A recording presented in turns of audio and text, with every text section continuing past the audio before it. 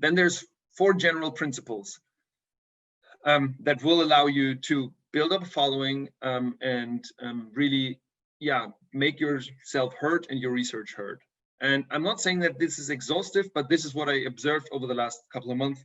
And the first thing is that it's really important that you don't do it because of yourself, but that you do it because of your audience, and that you provide value at scale to your audience.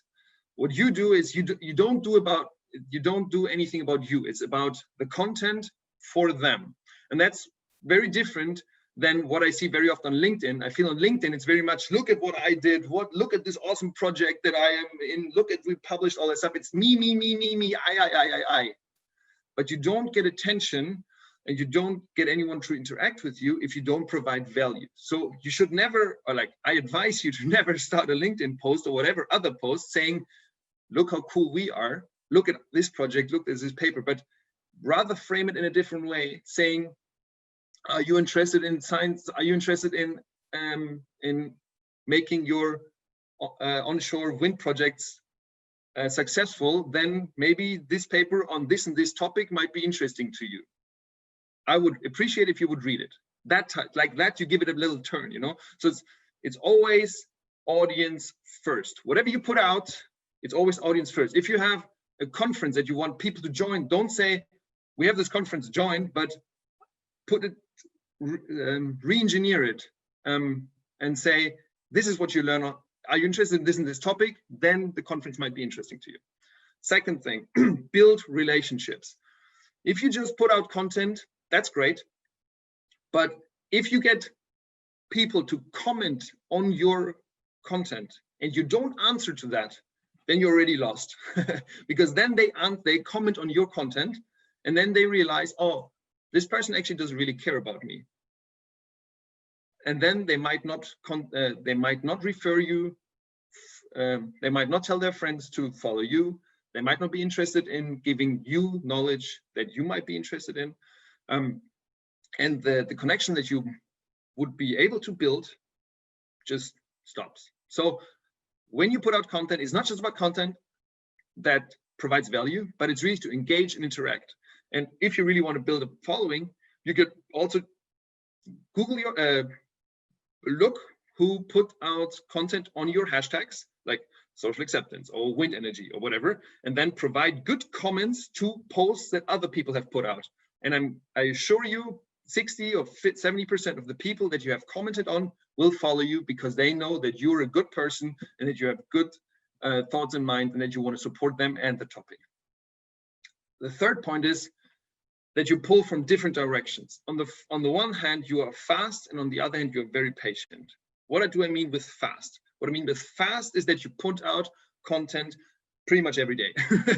You don't have to do it every day, but make yourself a plan of how often you put out something. That could be twice a week, or 3 times a week, or every day. And it doesn't need to be a lot, but just give people the opportunity or the knowledge that when they come to your account, they will find always something new. And it doesn't need to be crazy new frameworks or whatever, but it just needs to be a turn on something that they can learn. And when you do that, and then you have to pull as well from the other side, and that's be patient, because Rome wasn't built in a day. And I know that's a very old saying, but it is super true. You will not have a following within the next 3 months. It's not going to work. It's not going to work. So what you have to set up your goal is kind of like, okay, I'll do this for 1 year, and in 1 year or in 8 months, then I can decide to stop or to continue. But you do not question yourself after 1 week, 2 weeks, 3 weeks, 4 weeks, 5 weeks, 6 weeks. You know what I mean? So it's like you put in the strategy, and then you engage and you post and you talk to people. And then after half a year or 1 year, you set yourself the frame to allow yourself to say, I'll continue, I don't continue, because it's not going to happen over short time. And then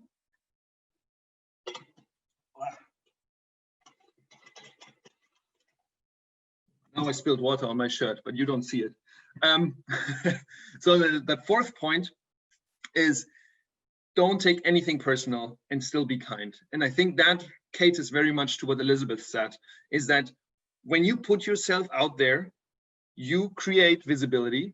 This is what we want, positive visibility, but it might also yeah, put you at risk that you have to face comments that might not be very nice. And that's something that pretty much everyone encounters.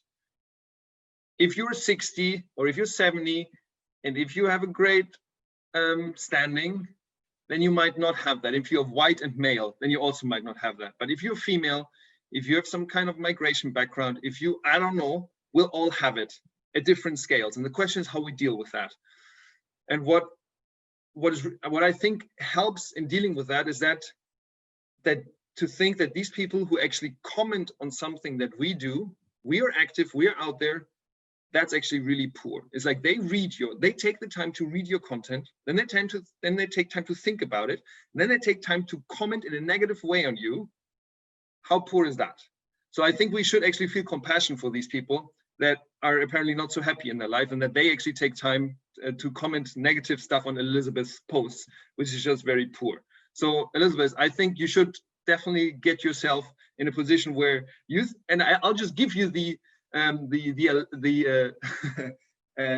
allowedness. I just allow you to just delete all these comments. Is that okay, Elizabeth? Because they don't provide value to anyone, not to you, not to anyone out there. So these people, we can just ignore them if you feel okay with that. And if you feel uncomfortable with that, look for someone, a friend or something, and tell that to your friend who also is in the same position. And then you just reassure yourself that you're the good people. You're trying to make this world a better place. You're trying to put out your research and your content so that we can actually get across these challenges of renewable energy and of the energy transition. So I think we are the good ones. So if anyone comments in a negative way, we should either ignore that or just block and erase it.